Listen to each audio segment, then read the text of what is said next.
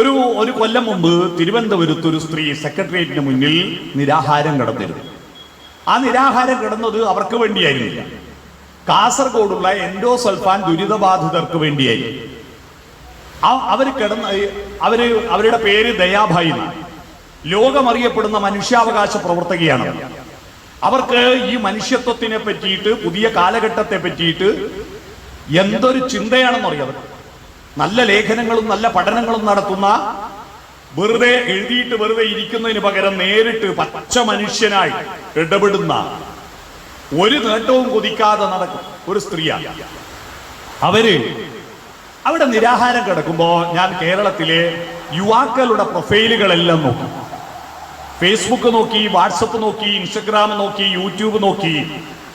അവിടെയെല്ലാം ഈ ഒരു സ്ത്രീ സമരം നടക്കുന്നതിനോട് എന്തെങ്കിലും ഒരു അഭിപ്രായമോ പ്രതികരണമോ ഒരു ലൈക്കോ കമന്റോ, പോസ്റ്റൊന്നും ആരും ഇട്ടിട്ടില്ല അവരെ പറ്റി, അവർക്ക് പിന്തുണ വെച്ചു. ഒരു കമന്റോ പോലും ഉള്ളത് കേരളത്തിലെ യുവാക്കളിൽ 20 വയസ്സിൽ താഴെയുള്ളവരിൽ 0.0001% പോലും ഇല്ല. അവരുടെ സമരത്തെ കണ്ടവർ, അതിനോട് പ്രതികരിച്ചവർ.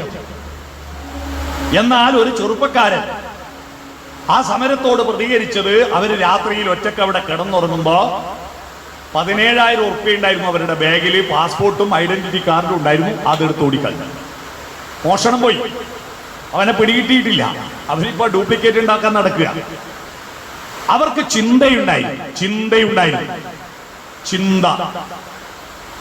എന്നാൽ അത് കഴിഞ്ഞ് 2 മാസം കഴിഞ്ഞപ്പോ കൊച്ചിയിൽ ഒരു സംഭവം നടന്നു. കൊച്ചിയിൽ ഒരു സ്ത്രീ വന്നു. ആ സ്ത്രീയെ കാണാൻ 3 ലക്ഷം ചെറുപ്പക്കാര് കേരളത്തിൽ നിന്ന് വണ്ടിയും പിടിച്ച് കൊച്ചിയിലെത്തി. 3 ലക്ഷം ചെറുപ്പക്കാർ. അവരുടെ ഒരു ചിന്ത, ഒരു വാക്ക്, ഒരു ലേഖനം, ഒരു അഭിപ്രായം ഈ കാലഘട്ടത്തെ പറ്റി ഇതുവരെ എവിടെയും ഞാൻ കണ്ടിട്ടില്ല. അവരുടെ എന്തെന്ന് കാണാനാ പോയെ? ഞാൻ പറയുന്നതിൽ തെറ്റിദ്ധരിക്കരുത്. ചിന്താന്ന് എഴുതിയതിന്റെ വള്ളി എടുത്തിട്ട് അപ്പുറത്തെ അക്ഷരത്തിന് മാറ്റിയിട്ടത് കാണാനാ. എന്ന് പറഞ്ഞാൽ സണ്ണി ലിയോൺ എന്ന് പറഞ്ഞ ഈ സ്ത്രീയുടെ പേര്, ഉന്മാദ നൃത്തം നടത്തുന്ന ഒരു സ്ത്രീയാണ്. അവരെ കാണാൻ വേണ്ടിയിട്ടാണ് ഇത്രയും ചെറുപ്പക്കാർ പോയത്. അപ്പൊ പ്രബുദ്ധ കേരളം എന്ന് പറയാൻ പറ്റുമോ? നമ്മൾ ആലോചിക്കുക. ഞാൻ ഇക്കൊല്ലം ഈ ഒരു 2 മാസത്തിനിടയിൽ 10 കോളേജുകളിൽ പോയി. 10 കോളേജുകൾ, ഏതാണ്ട് ഒരു 25-30 ഹയർ സെക്കൻഡറി സ്കൂളിൽ പോയി.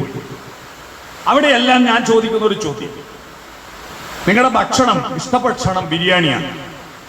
ബിരിയാണി പാർസൽ വാങ്ങും, ബിരിയാണി പുഴുങ്ങും, ബിരിയാണി ഹോട്ടലിൽ പോയി കഴിക്കും. ബിരിയാണി മയമാണ് ഇപ്പൊ കേരളത്തിൽ, ബിരിയാണി മയമാണ്.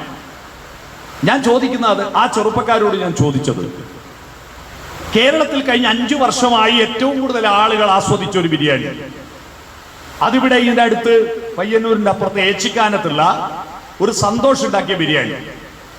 സന്തോഷ് ഏച്ചിക്കാനത്തിന്റെ ബിരിയാണി ആസ്വദിച്ചവരെത്ര എന്ന് ചോദിച്ചപ്പോ അങ്ങനെ ഒരു സംഭവം അറിയില്ല കുട്ടികൾ.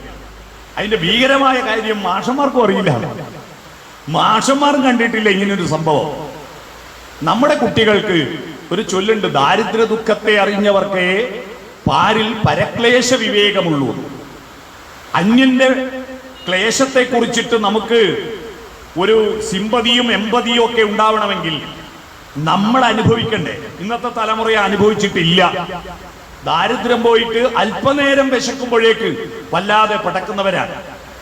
ഭക്ഷണത്തിന് വേണ്ടി, ഭക്ഷണത്തിന് ക്ഷാമമില്ലാത്ത ഈ കാലത്താണ് ഭക്ഷണത്തിന് വേണ്ടി ഏറ്റവും കൂടുതൽ പടക്കുന്നത്. ഭാര്യയും ഭർത്താവും, അച്ഛനും അമ്മയും അധ്യാപകരായിരിക്കുന്ന ഒരു കുട്ടിയുടെ കല്യാണം. ആ കല്യാണം കഴിക്കുന്ന പയ്യന്റെ അച്ഛനും അമ്മയും അധ്യാപകർ. നോക്കുമ്പോ അധ്യാപകരുടെ ഒരു ദേശീയ സമ്മേളനം അവിടെ മട്ടന്നൂർ കൈലാസ് ഓഡിറ്റോറിയത്തിൽ. ഭയങ്കരമാണ്. അപ്പോ മാലയിടലിനിടയിൽ എനിക്ക് വേറെ പരിപാടിക്ക് പോകേണ്ടതുകൊണ്ട് ഞാൻ എല്ലാം പുറത്തേക്ക് ഇറങ്ങാൻ നോക്കുമ്പോ 2 സ്റ്റെപ്പിലും ആളുകൾ ഇങ്ങനെ കൂടി നിൽക്കുന്നു. ഓഡിറ്റോറിയത്തിലല്ല, ആള് കൂടി നിൽക്കുക. ഈ സ്റ്റെപ്പ് 2 സൈഡിൽ നിന്ന് ഇറങ്ങിയിട്ട് അവിടെ നിന്ന് ഉള്ളിലേക്കാണ് ഭക്ഷണ ഹാൾ. അപ്പൊ ഭക്ഷണ ഹാള് പൂട്ടിയിട്ട് അതിൻ്റെ അകത്ത് ഇലകളെല്ലാം വെച്ച് തൊടുകറികളെല്ലാം വിളമ്പിയതിന് ശേഷം ഇത് തുറക്കും. അങ്ങനെ വിവാഹം നടക്കുന്നതിന് മുമ്പ് നമ്മുടെ ബഹുമാന്യരായ അധ്യാപകന്മാരും അധ്യാപികമാരും എല്ലാം തന്നെ ഈ 2 സ്റ്റെപ്പിലും ഫസ്റ്റ് ട്രിപ്പ് കയറാൻ വേണ്ടിയിട്ട് ഇങ്ങനെ ക്യൂ നിൽക്കുക. അവസാനം ആ ഗ്ലാസിന്റെ വാതിലങ്ങ് തുറന്നപ്പോ അതൊരു ഞാനിങ്ങനെ നോക്കുക. സോമാലിയയിൽ ഭക്ഷണപ്പൊതി എറിഞ്ഞു കൊടുത്താൽ കുട്ടികൾ ഓടുന്ന ഒരു കാഴ്ചയില്ലേ ഭക്ഷണത്തിന് വേണ്ടി, അതേ ഒരാർത്തിയോടുകൂടി നമ്മുടെ അധ്യാപകർ ഓടുന്നത് കണ്ടിട്ട് ഞാനിത് പറഞ്ഞ് മാഷന്മാരാരെങ്കിലും ഉണ്ടെങ്കിൽ അവരോട് പറഞ്ഞ പിന്നെ ജമ്മത്തിൽ തന്നെ ഒരു സ്കൂൾ അടുപ്പിക്കൂലേ കേട്ടോ. അവരോടുക ഭക്ഷണം. ഇവരാരും വീട്ടിൽ പട്ടിണിയായിട്ട് വന്നവരല്ല. പോകുന്ന പോക്കിൽ ഒരു പെണ്ണുങ്ങൾ കമന്നടിച്ചു വീഴുന്നു, അവരെ ചവിട്ടി കുരട്ടിപ്പോയി. കാരണം അവരെ ചവിട്ടാതിരിക്കാൻ ഇവർക്ക് നിൽക്കാനാവില്ല, ബേക്കിന്ന് ഇങ്ങനെ തള്ളാണ്. ഞാൻ പറഞ്ഞു വന്നത്, നമ്മുടെ അധ്യാപകർ ബിരിയാണി കഴിക്കുന്നു. പക്ഷെ ബിരിയാണി എന്ന് പറഞ്ഞ കഥ, സന്തോഷ് ഏച്ചിക്കാനത്തിന്റെ കഥ വായിച്ചവർ വളരെ അപൂർവമാണ്. ബിരിയാണി, നെയ്പായസം ഓണത്തിനും വിഷുവിനും കഴിക്കുന്നു. പക്ഷേ മാധവിക്കുട്ടിയുടെ, കമലാസുരയ്യയുടെ നെയ്പായസം കണ്ടവരെത്ര ചോദിച്ചാൽ വളരെ വിരളമാണ്. പൂവമ്പഴം പല വിധത്തിൽ കഴിക്കുന്നു. പക്ഷേ കാരൂരിന്റെ പൂവമ്പഴമോ ബഷീറിന്റെ പൂവമ്പഴമോ കഴിച്ചവർ വളരെ ചുരുക്കമാണ്. ഇപ്പൊ നമ്മുടെ കണ്ണൂർ ജില്ലയിൽ വലിയൊരു വിപ്ലവം നടക്കുന്നുണ്ട്. എല്ലാ വാർഡിലും വായനശാലകൾ തുടങ്ങിയ ഭയങ്കരമായ പുസ്തകങ്ങൾ വിൽപ്പന നടക്കുന്നു. പക്ഷേ ആ പുസ്തകങ്ങൾ അലമാരകൾക്കുള്ളിൽ അന്ത്യവിശ്രമം കൊള്ളുകയാണ്. വായനശാലയിൽ പോയാൽ ആ വായനശാലയിലെ അലമാരകൾ ഒഴിഞ്ഞു കിടക്കുന്നത് കാണുമ്പോഴാണ് ഞാൻ സന്തോഷിക്കുക. കാരണം ആ പുസ്തകങ്ങളെല്ലാം ആളുകളുടെ കയ്യിലാണല്ലോ. എന്നാൽ ഇപ്പോൾ വായനശാലയിലെല്ലാം ആര് ചെന്നാലും വായനശാല കമ്മിറ്റിക്കാർ കൂട്ടിക്കൊണ്ടുപോയി ഈ നിറഞ്ഞു നടക്കുന്ന പുസ്തകങ്ങളെ കാണിക്കുമ്പോൾ നമുക്ക് സന്തോഷം ഉണ്ടാകുന്ന അവരെ ധാരണ.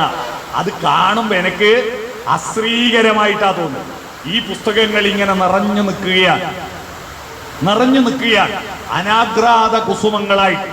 കഴിഞ്ഞ ദിവസം കെ ദാമോദരന്റെ ഇന്ത്യയുടെ ആത്മാവ് എന്ന പുസ്തകത്തെക്കുറിച്ച് കണ്ണൂർ NE ബാലറാം ലൈബ്രറി ഒരു ചർച്ച സംഘടിപ്പിക്കാൻ തീരുമാനിച്ചു. കെ ദാമോദരന്റെ ജന്മശതാബ്ദിയോടനുബന്ധിച്ച പരിപാടി. അപ്പൊ ഞാൻ കോളേജ് പഠിക്കുന്ന കാലത്താണ് ഇന്ത്യയുടെ ആത്മാവ് വായിച്ചത്. അപ്പൊ അതൊന്നുകൂടി വായിക്കണം.